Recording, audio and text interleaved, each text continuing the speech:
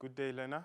I'm Tsidi Sotlaka. I'll be presenting a business studies lesson on team performance and conflict management.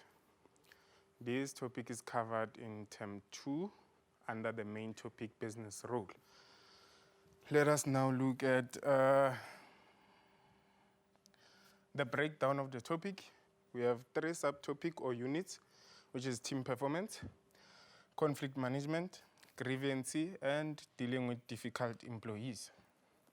Now, Unit 1 is based on team performance. As I said, this is about business role. Now, business role means the role that will be played by a manager in ensuring that the organization goes very well and achieves their objectives. And in the process, they'll have to form teams. So by the end of Unit 1, you should be able to discuss the criteria of a successful team performance. You should be able to discuss the characteristics of a successful team. And you should be able to discuss the stages of team development. Now, let us look at the first aspect, which is the criteria of a successful team. Criteria of a successful team, guys, we are basically referring to guidance. For a team to be successful, these are the guidance that should be followed or standards that should be followed.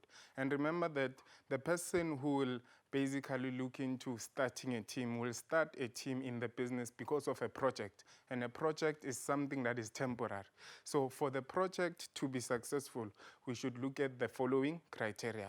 And the first criteria now becomes interpersonal attitudes and behavior, to say, when we form a team, the main issue here is to achieve a common goal. So for our team to be successful, team members should portray interpersonal attitudes and behavior. And what do we mean by that?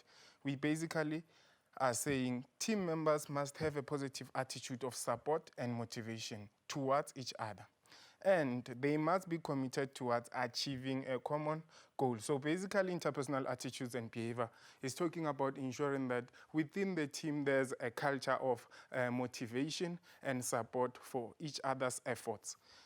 And then we look into the second criteria, which is shared values. So shared values, there we are talking about team members should show respect.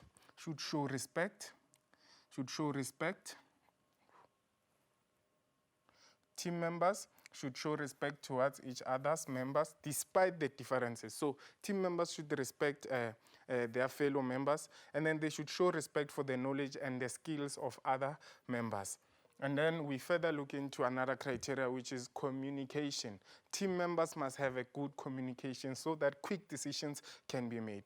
For a team to be successful, communication is vital. So it is important always to ensure that team members master the way of communicating so that time can be saved when it comes to making decisions. And then they must continuously talk and review the progress so that the mistakes can be rectified. So each and every time they have completed a task, it's important that they talk and review so that mistakes can be rectified. And then we also have a criteria called collaboration.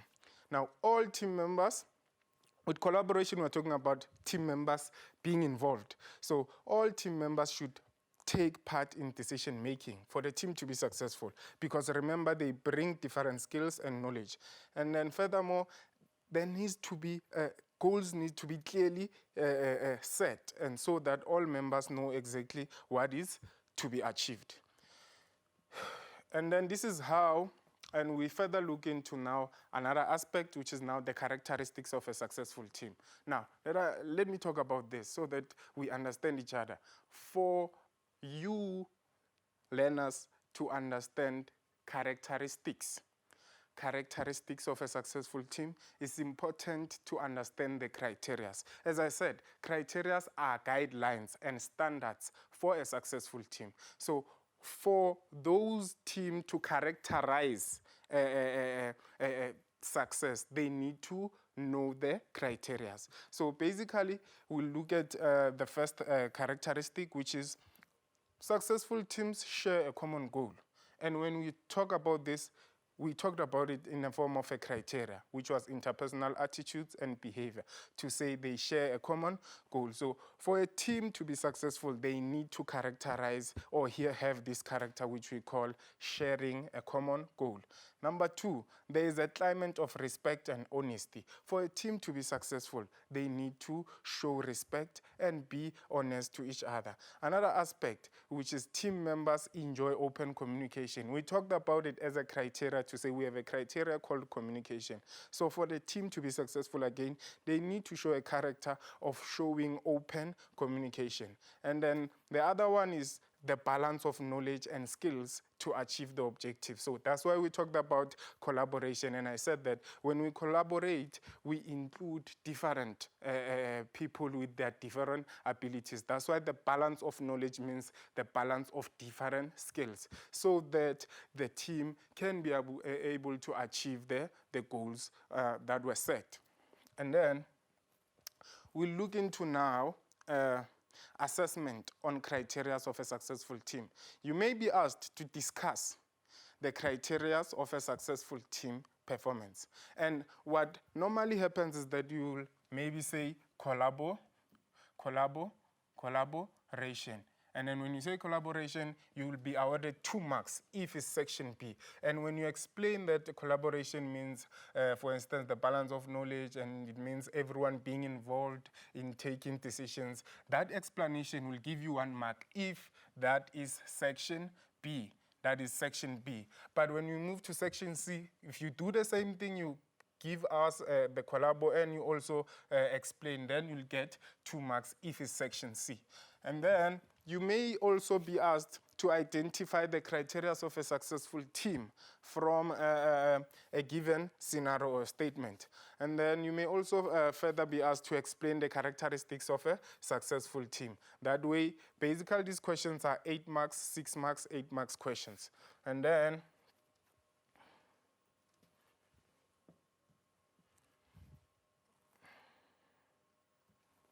we'll look now at stages of team development.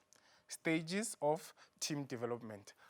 As I said, we form teams in a business so that we deal with projects. And I said projects are temporary activities that are taken by the business. So teams need to be formed by the managers so that those projects can be dealt with. And when a team is developed, this is what the business has to go through. The first one is that the first stage of team development is the stage called forming. So during forming stage, individuals obtain information and they form impressions about each other. So what basically happens here, we see team members exchanging contacts and getting to give information about where they are from, all that information, because the team is only at the beginning level. And then they further, the teams here, or during this stage, teams are comfortable and polite. So the team members are comfortable and they are polite with each other. Then we have another stage, which is now storming. Now, teams go through a period of conflict after formation. And why are they conflicting? Now, conflict means a clash of ideas between 2 parties. And basically, because this is business studies, it means the clash will happen in the organization. And we'll further talk about conflict in the other the other slides. And then team members here, they are conflicting or there's a clash because of their ideas. They are fighting because they want their ideas to be considered. And there may be power struggles for positions. So that can lead to conflict because team members want to be considered for the position of being team leaders. So that's where the conflict part comes in. And again, they want their ideas to be considered on how the team is going to operate. So that's where we see the issue of conflict. And however, teams can avoid the storming stage by thinking about what we talked about earlier, which was the criteria of a successful team. Thinking about collaboration, thinking about interpersonal attitudes, which is the culture of support and motivating each other, and also thinking about communication. And what is key about interpersonal support is that what is key about interpersonal attitudes and behaviors that it is there to make sure that everyone thinks about what the team wants to achieve. So that is a way in which the teams can avoid storming, which is a stage that talks about the team going through the process of conflict. Then the other stage now, the other stage continued is norming or settling or reconciling. So what happens is that the storm is over, meaning the conflict is over. Now when the conflict is over, we see that team members come to an agreement. They come into an agreement. These are your keywords. They come into an agreement and reach understanding.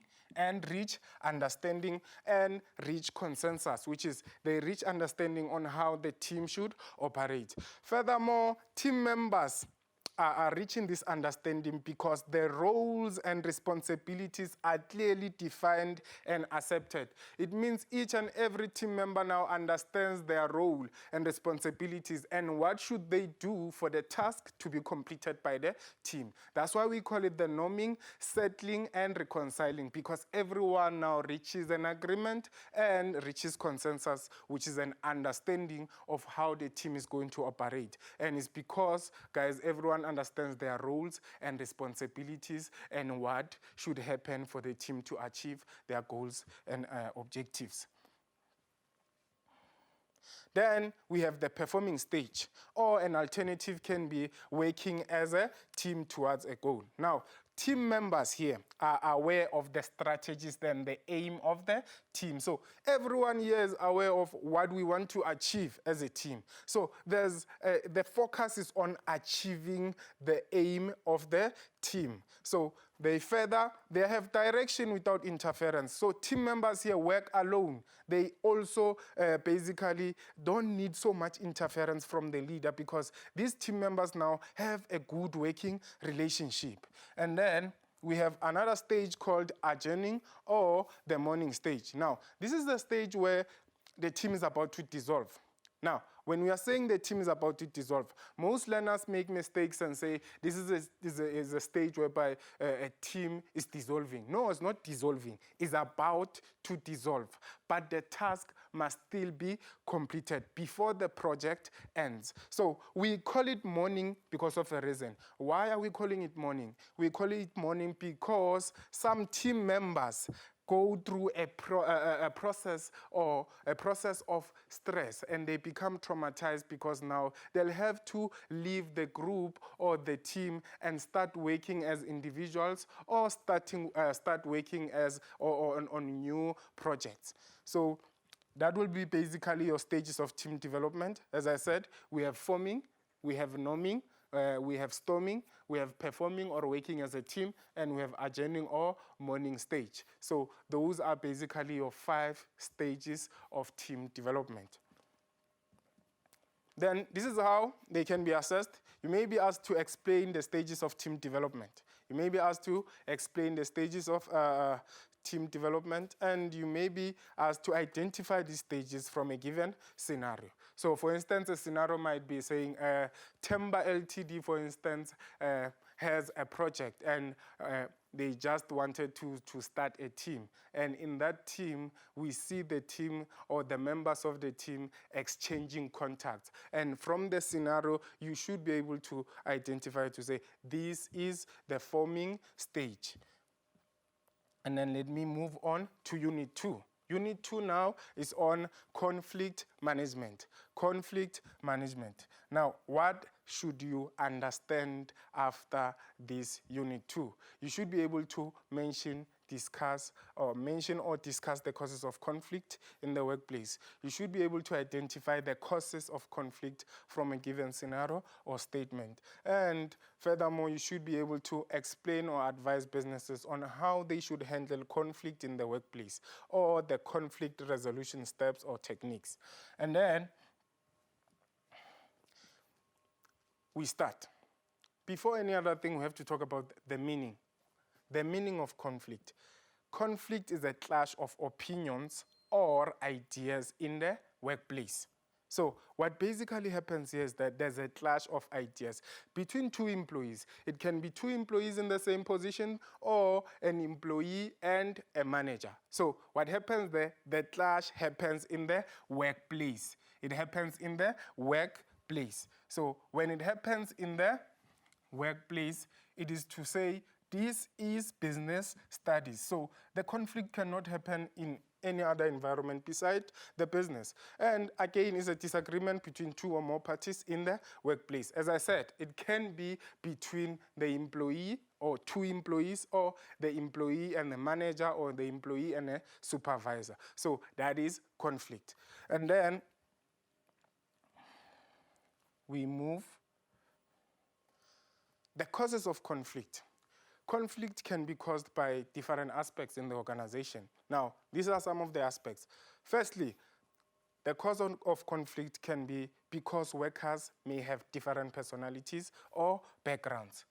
Now, because workers have different personalities or backgrounds, that will lead to conflict because they won't agree on some matters because of their line of thinking, or their cultural ways of doing things doesn't allow them to agree on some aspects. So the issue now of the different personalities will play a role. And then the lack of recognition for good work. Remember, some employees do well and they perform if they are told on the best performance, if they are acknowledged for doing very well. Because some workers, for example, may not be appreciated for working extra hours. And when that happens, they are going to be frustrated. And that will lead to conflict somehow when they are asked to do another task because they'll feel like they are not being appreciated. And then lack of clarity regarding the employee's roles and responsibilities. So what are we basically saying here? We are saying the job description has to be clear.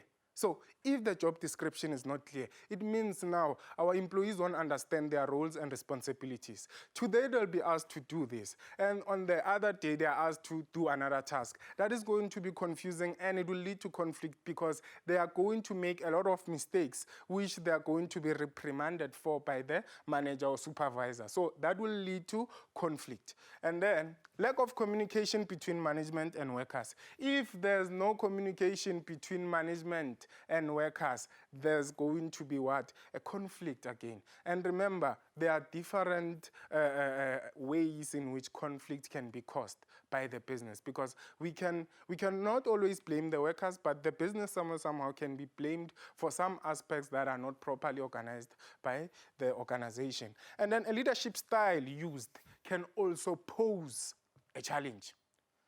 How so? Let us look at autocratic. When you apply autocratic leadership style, which is something you did under leadership and management, when you apply that leadership style, we are basically talking about what? We are basically talking about a leader who doesn't allow their employees to give their input. So if they don't give their input, it means they have to work as per instruction. Now, when that leader applies such leadership style to workers who have experience and who have the skill, is this going to lead to conflict because they will not want to work under instructions because they are innovative, they are creative. So that won't allow them to perform very well, which will lead to conflict between the manager and or the leader and the employees. And remember that we have a lot of causes of conflict. You just have to revisit your textbook or your notes. But for the purpose of this lesson, we only chose the following causes of conflict. And then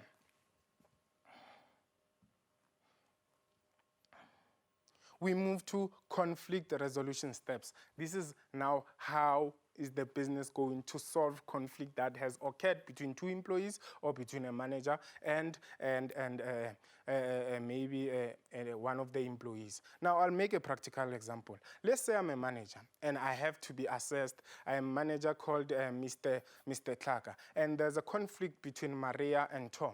Now, the first thing I should do as a manager, because this guidance is to help managers solve conflict. The first thing I should do as a manager is to acknowledge that there is conflict in the workplace. And then step number 2 is to identify the causes of conflict. By referring to what we talked about earlier when I was talking about lack of communication, not unclear information on the roles and responsibilities of the employees. So basically, those can cause conflict. So who should identify those?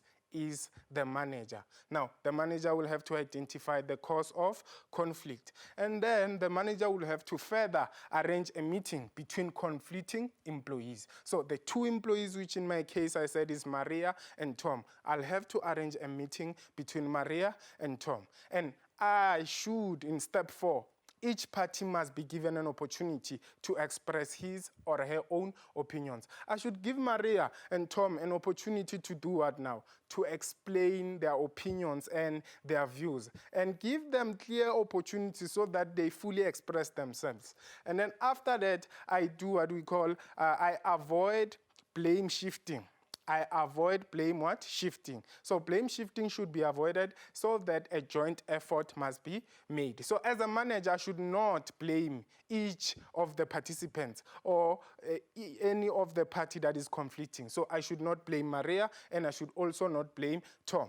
And then after that, I talk to Tom and Maria and say, guys, let's brainstorm possible ways to resolve this conflict. And then brainstorming basically means Maria and Tom and me as a manager, I have to contribute to solving the conflict. And then I should provide opportunities for parties to agree on the best solution. So I should allow Maria and Tom to give me best solution. And I then have to select and implement the best solution.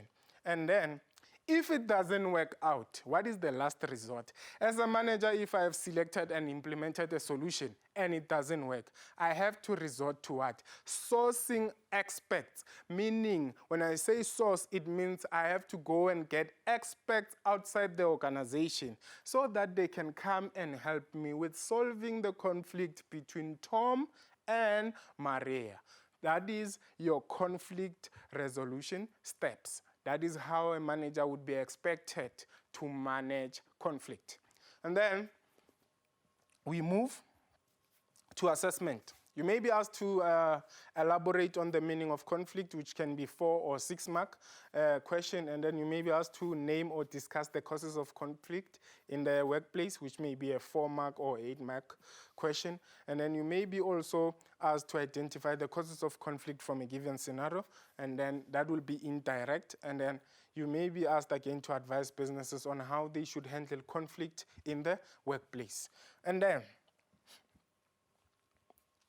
we also have Unit 3 now, which is dealing with grievance and difficult employees. Learning outcomes. By the end of Unit 3, you should know how to elaborate on the meaning of grievance, and you should be able to explain or discuss the correct procedure to deal with grievance in the workplace. Now, do not confuse grievance and conflict. Those are 2 different aspects and concepts.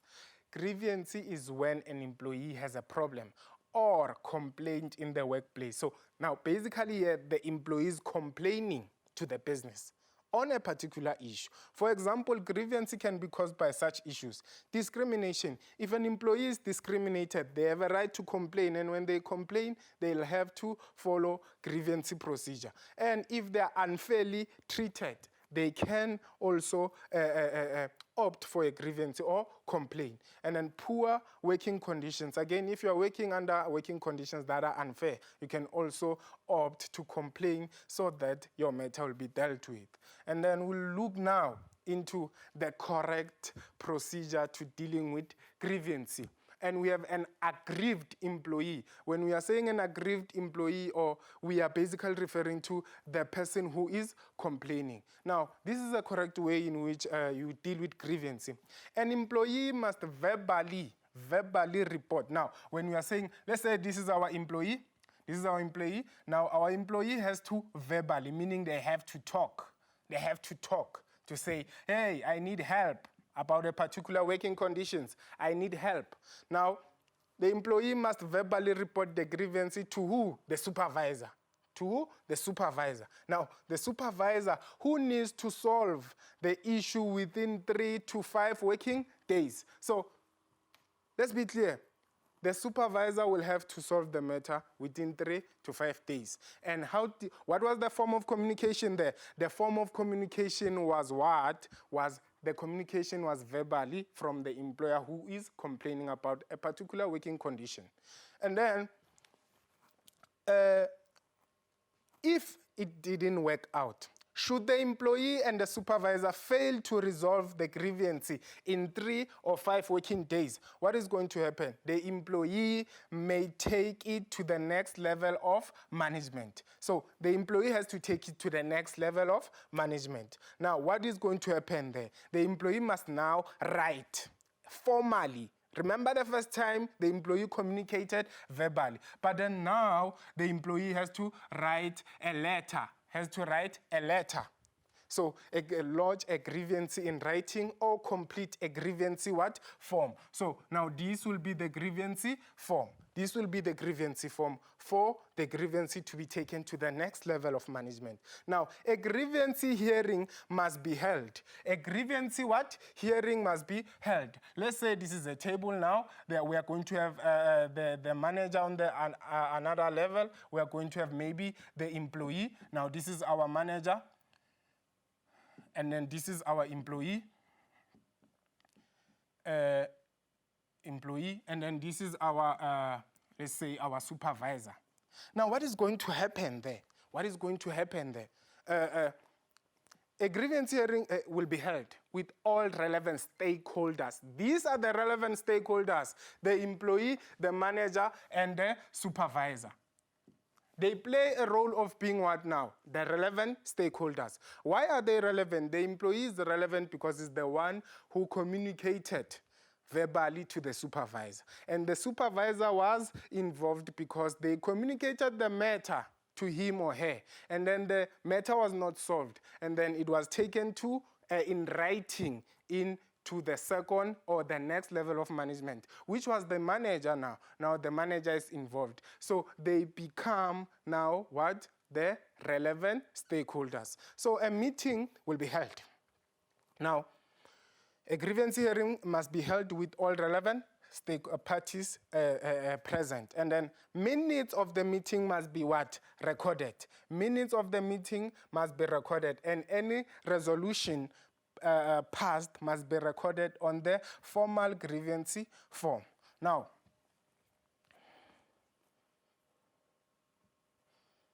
and then, should the employee still not be satisfied, then he or she could refer the matter to the highest level of management. Now, even in the highest level of management, minutes of the meeting should be recorded, and the decision must be recorded on the final grievance form. Now, if still after having a meeting at the highest level of management and the employee is not satisfied, the employee then must refer the matter to CCMA, who will make the final decision on the matter.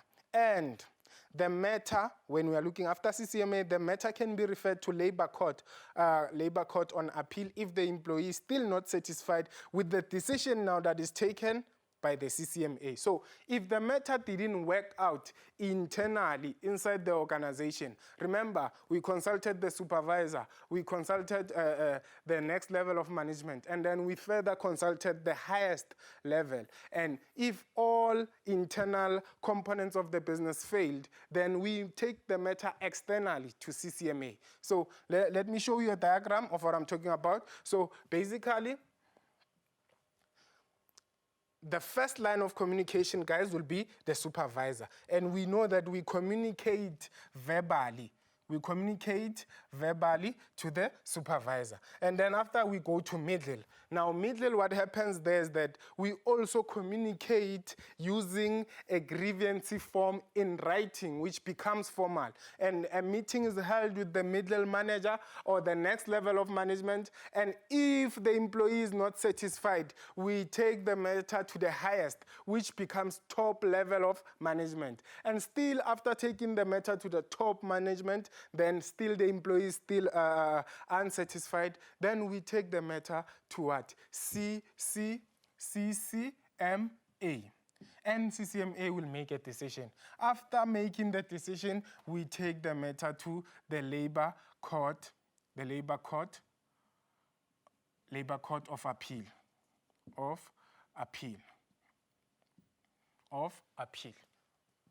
So that is basically the correct procedure of dealing with grievance. And then we move to how to deal with difficult personalities and employees. Now, this is what you should know at the end of this unit. You should be able to identify or name the following or discuss the personalities from a given scenario. You should be able to suggest or recommend ways in which businesses can deal with the above-mentioned difficult personalities in the workplace. And then you should be able to explain or suggest ways in which businesses can deal with difficult employees in the workplace. Now, we have the content here has two aspects. Ways in which the business can deal with difficult personalities. Here we are talking about personalities. Remember, in the organization, you're going to hire a diverse group of workers who come with different personalities. So the focus here is ways in which you deal, meaning the strategies to deal with those difficult personalities. The first type of difficult personality is a complainer. How do you deal with a complainer? A complainer is basically someone who likes to talk and complain about what is not happening in the organization and what is happening, who's given an opportunity and who's not given an opportunity. How should you deal with such a personality?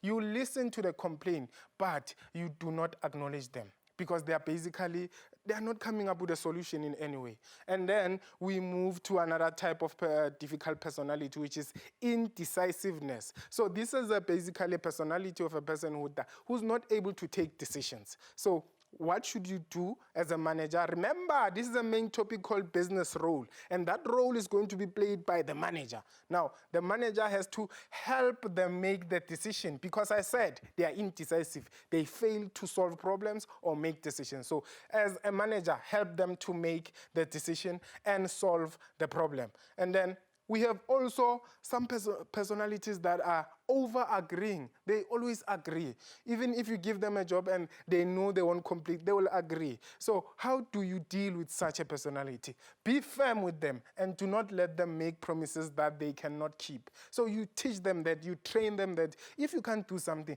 just tell the person that you can't do the task on their behalf so that we avoid complaining or reprimanding you on incomplete tasks. And then negativity now. We are talking about a person who's always talking negatively about others in the organization, talking negatively about new strategies that want to be applied by the business. So how do you deal with such? You listen to that person, but do not agree with them because they are negative. They'll never help the business to achieve the main objectives and goals.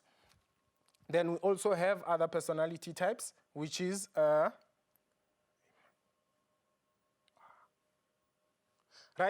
experts. We also have people who are experts in the organization.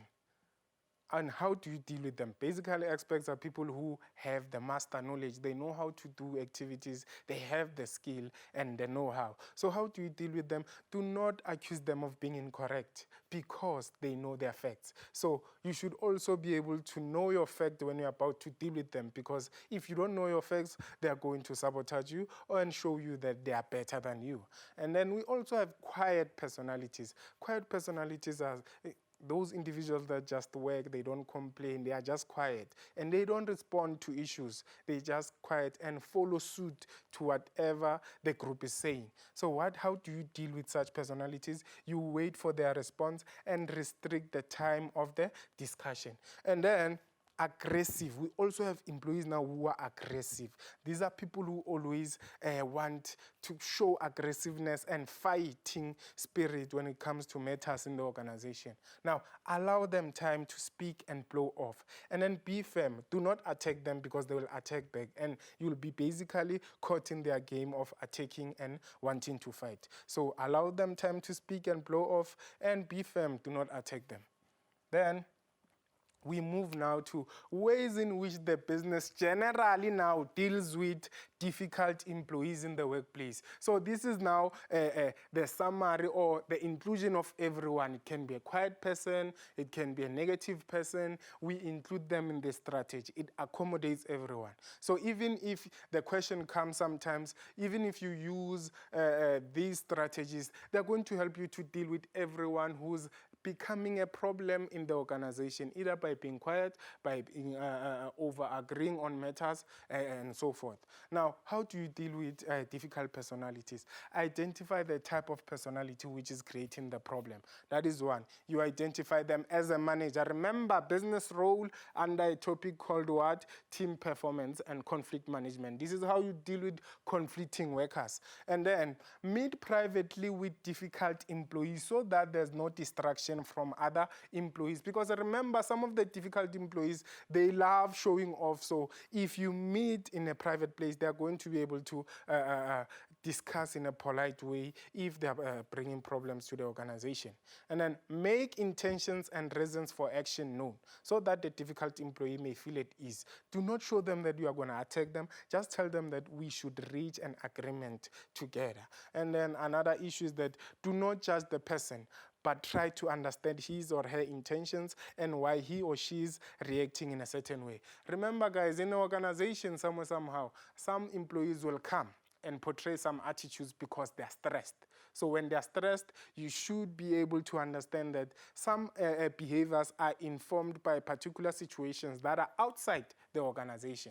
And then you should be able to set a deadline for improving bad or difficult behavior. So after the meeting with the difficult employee, try to give them time so that they improve, so that there can be a better way to do things, but you should give it time. It's always important so that the bad or difficult behavior can improve. Then, this is how it can be assessed. You may be asked to elaborate on the meaning, which is basically 4 to 6 marks question. You can be asked to discuss the correct procedure to dealing with grievance. And when you are asked to discuss the procedure, you may start with any step. You should not follow some particular sequence. Any step can be allowed. And you may be asked to identify difficult personalities from a given scenario. And then furthermore, you may be asked now to give again strategies on how to deal with those difficult personalities. And then you may be asked to suggest ways in which the business can deal with difficult employees, either personalities or dealing with difficult what? Employees. Remember, difficult personalities and difficult what? Employees. Those are strategies that can be used to deal with such employees. And then this is an essay. An essay on this topic can be, they may say, write an essay on team performance and conflict management in which you address the following aspects. You describe 4 stages of team development, and then you discuss the causes of conflict, and they might ask you to explain how businesses can handle conflict in the workplace, or suggest ways in which they could deal with difficult employees. And then that would be basically your 40-mark question. Then, recap. Today, we covered the following: criteria of a successful team, the characteristics of a successful team, the stages of team development, the meaning and the cause of conflict, the conflict resolution steps, the meaning of grievance and procedure, the meaning of grievance and procedure to deal with grievance, and ways in which the business can deal with difficult personalities, and ways in which the business can also deal with difficult employees. So that will basically be the end of our presentation, and it's always important to understand, as I said, This is under a main topic called business role. And why are we teaching you this? We are teaching you this so that one day as a manager, you are able to give guidance or criteria of a successful team. You are also able to know how teams are formed and what are the characteristics of a successful team. And you should also be able to handle conflict and handle grievance procedure and know what should happen for you to solve grievance in a proper way. And lastly, you should be able to deal with what? Difficult personalities and difficult employees in the organization as a manager. Now, all the best with your exams and keep studying. It's always important.